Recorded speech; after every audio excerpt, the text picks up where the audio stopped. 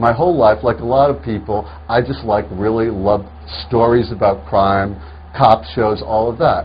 And in all of the stuff that I ever came across, I never came across a crime involving someone impersonating a firefighter to carry out a home invasion. Because logistically it's difficult, and you need a context, you need an actual fire. It's complicated, and that's probably why no one did it. And that's why I chose that. One of the reasons is because I felt it was a completely original crime.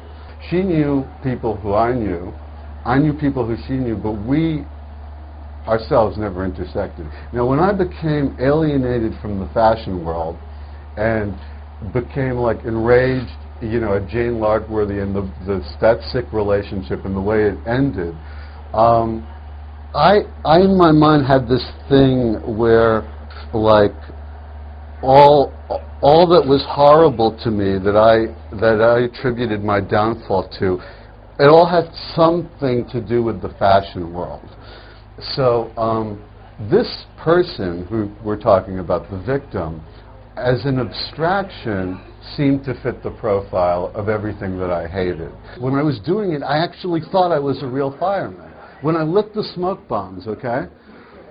And then I went up, changed into the outfit, came back down. You would think the first thing I would do would make a beeline to the door of the person who I'm targeting, right? I didn't do that.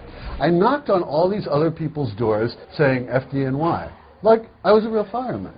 Because in my mind, I was.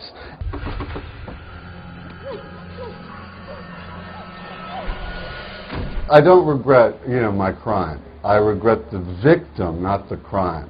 The crime was justified. The revenge thing that I was on, I don't mean the actual firefighter home invasion thing itself, but the whole package, which was what I was on, the crime spree, that to me was payback, It was payback because there were all these people in the fashion world at Women's Wear Daily, at W, and then Jane Larkworthy. What all of these people had in common is that they all thought that they could, like, use me, abuse me, and then lose me, right? Like, okay, you served your purpose, you were cool and interesting when you were like this, like reporter who was on the rise, who was whatever, and yeah, now you're not, so why don't you just, like, completely disappear and just not exist anymore as far as we're concerned.